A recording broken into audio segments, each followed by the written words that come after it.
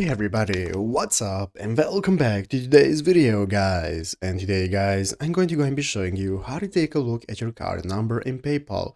This is a very simple thing to do, so make sure to watch this quick and easy video till the very end and follow my steps correctly so you can make sure this works the same for you and you can do this yourself.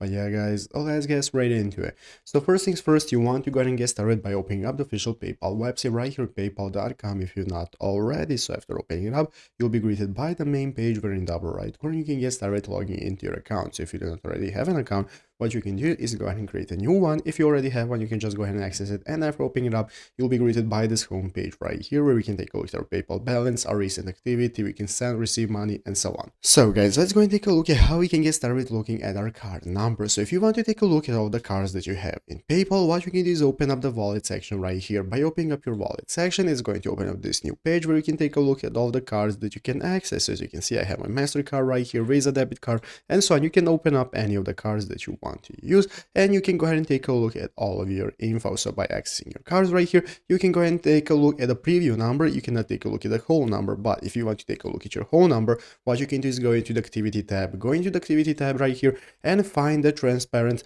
link that you want to use. So you want to go ahead and find the receipt for the transparent link that you have used for sending money. So go ahead and find your link right here. So find the transaction that you want to go ahead and use it for. So go ahead and open up any transaction and find the card that you have used in the transaction, and from there you'll be able to take a look at your full card number just by entering any transaction that you have used, and this is going to show you all the info that you need, and basically that's how you do it. So I hope this video was helpful. If it was, make sure to leave a like, subscribe to the channel. So guys, thanks for watching, take care, and bye.